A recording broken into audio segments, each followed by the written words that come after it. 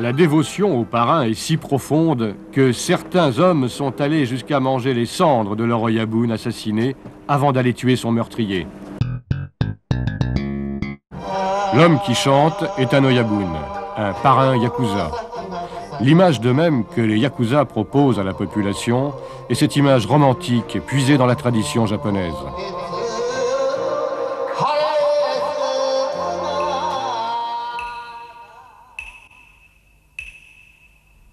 Mais la réalité est beaucoup plus inquiétante. Bien sûr que nous connaissons tous les yakuza. Regardez. Ça, par exemple, c'est l'organigramme avec la liste des chefs du clan Inagawa. Nous connaissons donc tous les chefs de ce clan. Si la police connaît tous les chefs yakuza, pourquoi sont-ils nombreux à ne pas être en prison? Ah là là, là ça devient vraiment difficile. Parmi les 87 000 yakuza, nous en arrêtons déjà 40 000 par an qui restent 1 ou 2 ans en prison. Et nous pensons que c'est déjà pas mal. Seulement, comme vous savez, les chefs ont beaucoup d'hommes sous leurs ordres, des kobun. Et les chefs font opérer des choses répréhensibles par ces hommes. Ils utilisent leurs kobun et eux restent en marge. Donc les chefs eux-mêmes sont rarement pris sur le fait. Nous les connaissons, mais c'est difficile de les pincer.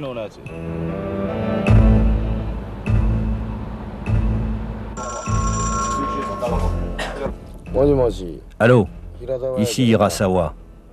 T'as pu contacter la tête? Bizarre ça. Faut que t'envoies chercher l'argent pour lui. C'est Takashi qui est au courant. 1 500 000 yens. Vous lui donnez. Un chef, un Oyabun, en voici un. Hirasawa Yukishi, patron du clan Hirasawa Gumi. Nous avons vécu plusieurs jours au sein de son clan. J'arrive, dans 5 minutes.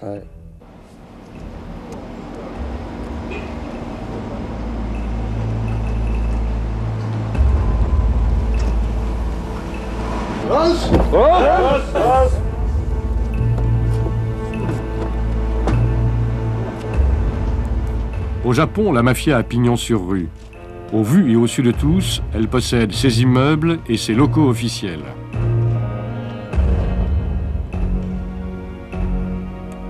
Pour tout le monde, cette enseigne signifie en fait mafia, bureau du clan Hirasawa. Légalement, ce groupe de 40 personnes est déclaré comme association philanthropique.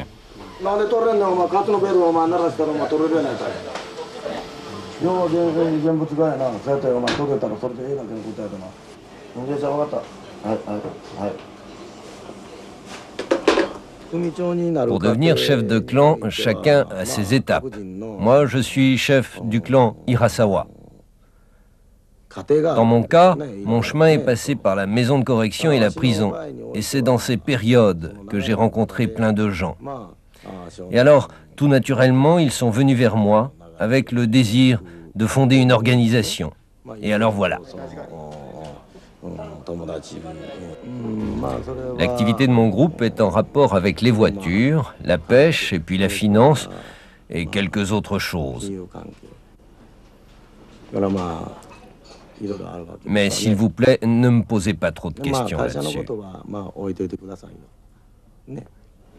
Hirasawa est sorti de prison il y a 5 ans. Aujourd'hui, il est devenu un grand entrepreneur, comme l'explique son ami Kawetsu. On est yakuza, n'est-ce pas? Alors il y a des gens normaux, des gens qui sont pas yakuza, quoi. Et des chefs d'entreprise normales, qui viennent faire des affaires avec nous. Il s'agit d'affaires commerciales. Et là, la personnalité et le talent du parrain les rassurent. Ils comprennent que l'honorable Hirasawa peut faire prospérer leur entreprise. Mais là, évidemment, je ne peux pas vous raconter les choses en détail. Il y a trop de gens concernés. Au Japon, il existe 2900 clans comme le Hirasawa Gumi. Chacun est rattaché à un groupe plus important pour constituer une fédération, une structure pyramidale dominée par une demi-douzaine de super parrains qui contrôlent la totalité des activités criminelles des yakuza.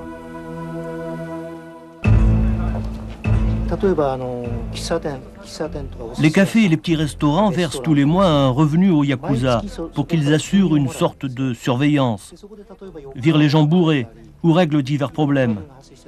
Pour ça, les Yakuza touchent de 20 à 40 millions de francs par mois pour une ville de moyenne importance. Pour sa part, le parrain Hirasawa ne nous précisera jamais la nature des activités de son groupe. Il se contentera d'en illustrer la puissance par la démonstration ostentatoire de sa force, comme ici, au cours d'une promenade.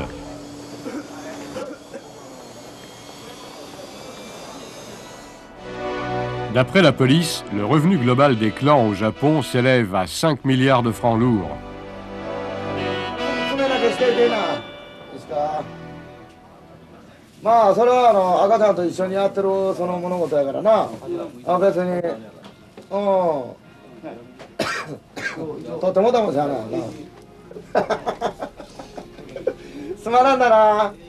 La carte d'identité des Yakuza, c'est leur corps.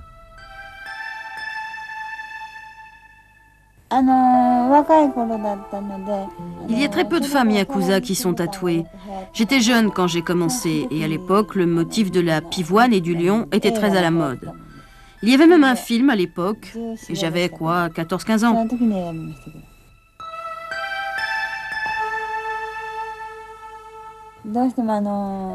Aujourd'hui, je le fais changer, ce tatouage. Et comme je suis une femme, plutôt qu'un motif hard, je choisis un motif doux. Les fleurs. En plus, c'est beau, les fleurs. Un tatouage comme le sien, il faut 1 à 2 ans pour arriver à ce stade-là. Mais pour couvrir totalement un corps, il faut largement 4 à 5 ans. Les Yakuza se font surtout tatouer pour se prouver qu'ils sont forts. On ne se fait pas tatouer seulement pour la frime. Ça fait mal, très mal. Il y en a même qui ne tiennent même pas 10 minutes. Et lui, vous vous rendez compte? Il tient tous les jours 2 heures. Sensei, mais est-ce que l'on peut avoir confiance en un Yakuza qui ne serait pas tatoué? Ça dépend des clans. Il y a des chefs qui tiennent à ce que leurs disciples soient tatoués simplement comme preuve de courage. Et ils les y obligent.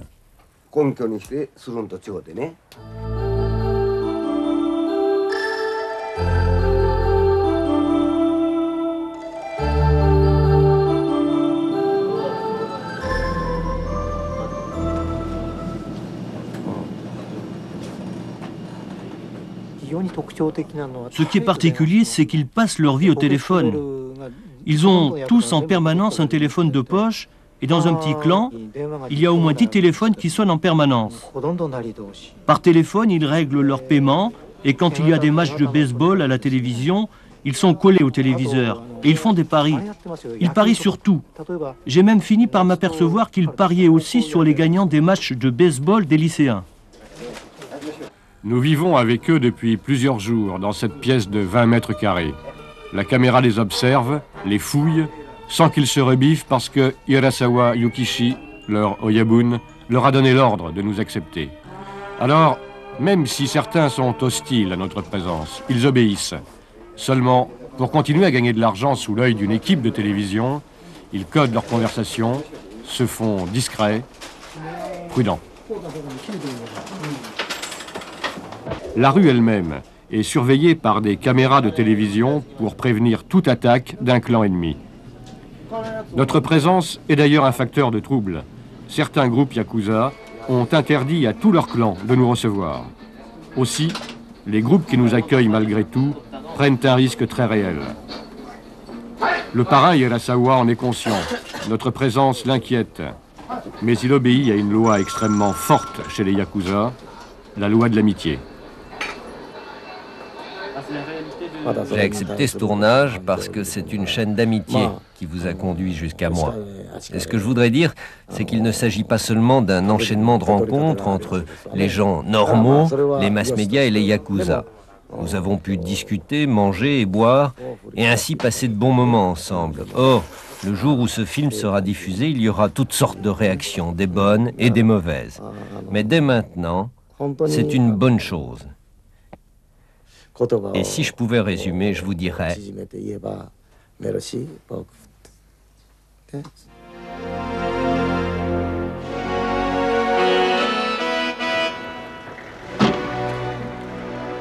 Kawatsu est l'un des hommes qui a rendu ce tournage possible. Il a envie de parler, de se raconter, de décrire la vie des Yakuza. Est-ce que les membres du groupe sont salariés? Non, le parrain peut sortir de 5 à 10 millions de yens, si on lui demande, pour financer une de nos activités hors la loi.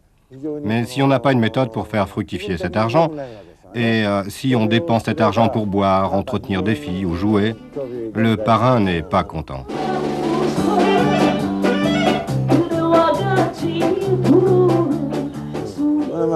Donc, en ce qui me concerne, j'avais des revenus qui me venaient de la drogue.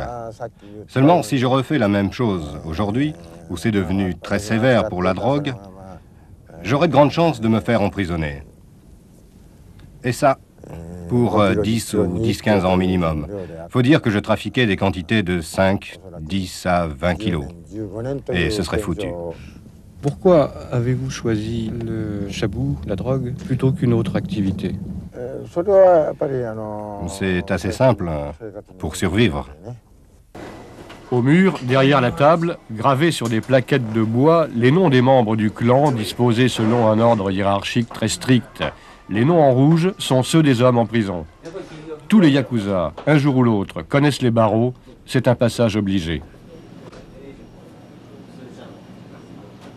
La prison, j'y suis allé. Une première fois, 5 ans et 10 mois. La deuxième fois, 2 ans et 4 mois. Puis 8 ans et 6 mois. Donc 18 ans et 8 mois en 3 fois. La première, c'était à cause d'une tentative d'homicide. Je dis tentative parce que la personne en question est morte après le verdict. J'étais déjà en prison. L'autre fois, j'y suis allé parce que j'ai transgressé les règles concernant la violence. Et puis enfin, j'ai été condamné à cause de RICS, des règlements de compte avec arme à feu.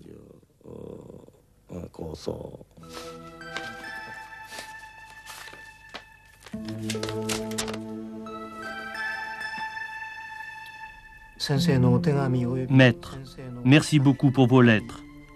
Je les ai lues avec un grand plaisir. Je suis innocent et pourtant je suis en prison à perpétuité. Grâce à vos lettres, je retrouve du courage.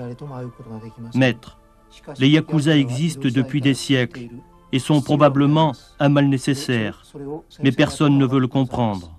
Moi, j'ai une bonne raison d'être devenu Yakuza et je suis heureux que vous l'ayez compris.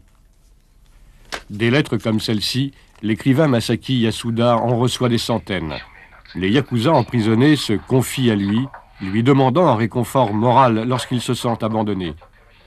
L'une des obligations du code d'honneur Yakuza est d'aller en prison à la place du parrain ou d'un autre membre du clan que l'organisation veut garder en liberté. Ce sacrifice très dur fait partie du rituel Yakuza. Kawatsu, par exemple, qui est âgé de 53 ans, compte 21 années de prison, dont un certain nombre passées à la place des vrais coupables. Je suis fait comme ça. Mais ce n'était pas vraiment pour les sauver. Vous comprenez, la société m'a rejeté depuis toujours. Alors je me suis entouré de criminels, susceptibles d'aller en prison. J'ai fait ça exprès, parce que ces gens avec leurs parrains, c'est un système qui remplace la société. Donc je ne suis pas allé en prison pour sauver les autres, mais pour apprendre à survivre dans les bas-fonds. Dans la mythologie des Yakuza, l'amputation volontaire d'un doigt donne à leur code d'honneur une réalité stupéfiante.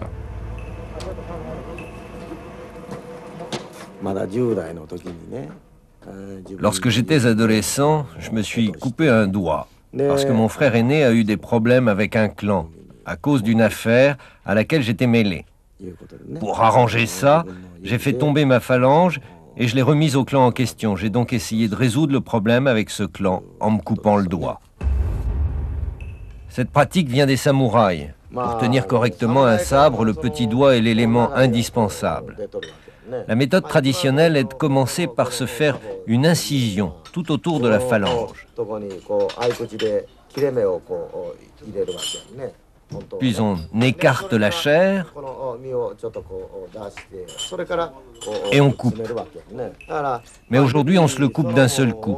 Donc, se couper un doigt est un rite, hérité du harakiri, qui signifie que l'on se repent ou qu'on arrête le combat.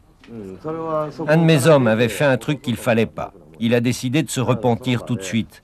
Il était dans un café, alors il s'est coupé le doigt avec les dents et il l'a donné à l'offensé.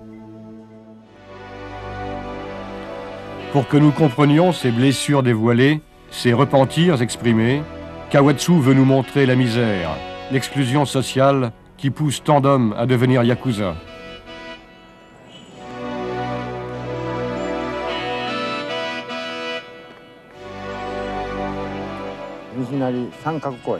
Ici, nous sommes à Nishinari, le parc Sankaku. Et bof, c'est un endroit qui réunit tous les travailleurs journaliers. C'est les bas-fonds du Japon, le quartier le plus dégradé d'Osaka. Tout ça, c'est des hameaux qui se juxtaposent l'un après l'autre et qui sont habités par des ouvriers pauvres. Quand ils sont désœuvrés, ils viennent ici. Aucune télévision nippone n'a jamais diffusé les images de ces quartiers. Officiellement, le Japon est un pays heureux, en pleine croissance. Nos deux gardes du corps nous ont prévenus. On vous emmène, mais c'est dangereux. Ici, on assassine facilement.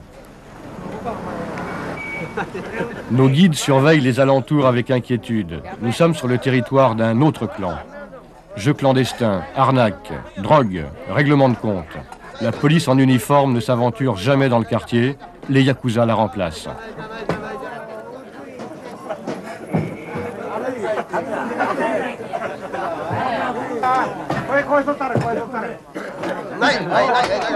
Soudain, le parrain du territoire surgit.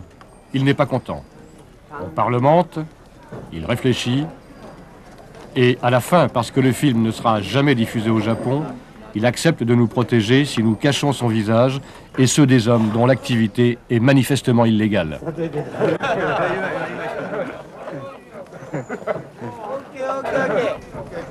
Tout à coup, un incident. Enfoiré! Explique-toi! Explique-toi, putain! Ça suffit, du calme, ça suffit! Fils de pute! T'es pas un humain! Filmez-le! Filmez-le! On verra ta sale tronche sur les canards! Filmez-le, filmez-le, bordel! Filmez cette grande gueule! Ça va, on va pas apparaître dans les canards. Bande de sales cons! Vous êtes pas comme les respectueux étrangers! Filmez plutôt mon doux visage!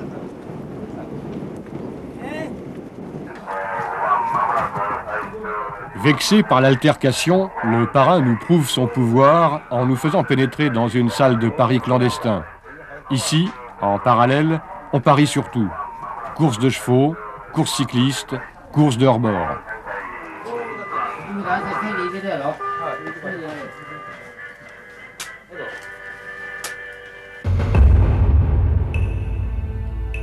Autre activité clandestine, la prostitution, officiellement interdite au Japon. À Osaka, pourtant, un quartier lui est réservé. Attention, disent nos gardes du corps, ici aussi c'est dangereux de filmer, et c'est pas notre territoire. Un Mac surgit, il veut la cassette que nous venons de tourner. Moment, tu te calmes. Ils sont avec nous. Nous sommes le clan Hirasawa-gumi. Laisse tomber, il n'y aura pas d'embêtement. Si t'as un problème, t'appelles les Hirasawa, notre parrain. Voilà la carte.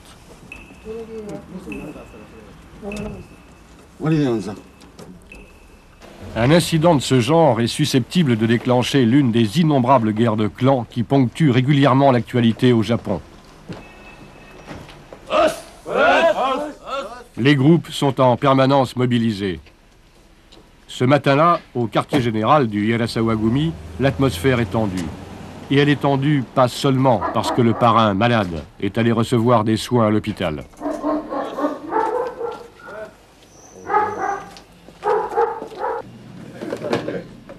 Ah oui, c'est bien comme ça.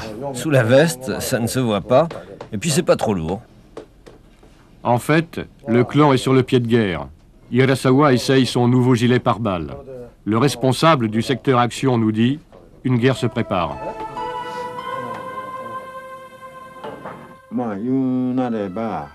Un clan ressemble à une famille. Et le lien entre le Yabun et les Kobun, ces hommes, est comparable à celui entre parents et enfants.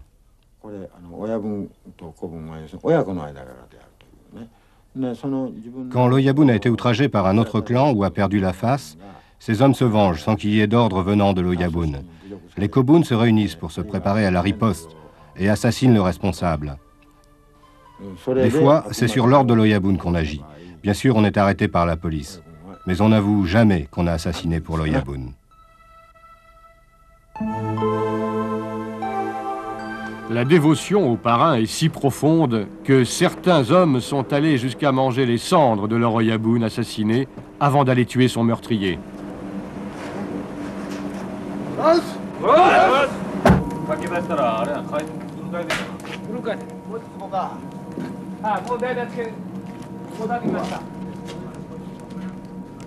Ce matin-là, les Yakuza ont fermé la rue de leur quartier général pour célébrer une cérémonie de Nouvel An.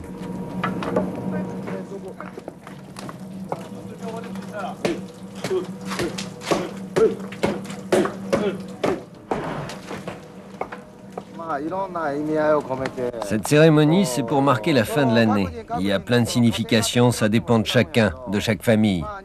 On choisit un jour qui porte bonheur et il est consacré à la fabrication du mochi. À cette occasion, on se retourne sur l'année écoulée et les mauvaises choses, les souffrances, les peines, on les projette dans le riz. Et on le frappe. Et puis après, en mangeant ce mochi, on essaye d'oublier toutes les peines pour recommencer une nouvelle année.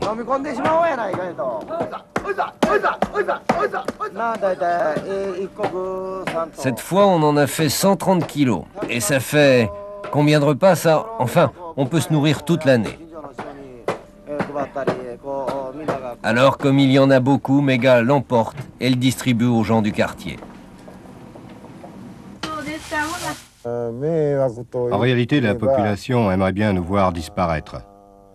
Nous faisons pleurer les citoyens honnêtes en nous affichant, en nous immisçant dans les affaires immobilières, par exemple. Et comme notre dernière carte, c'est la violence, la population se trouve dans une situation de faiblesse. Et c'est alors que la police intervient pour protéger les citoyens.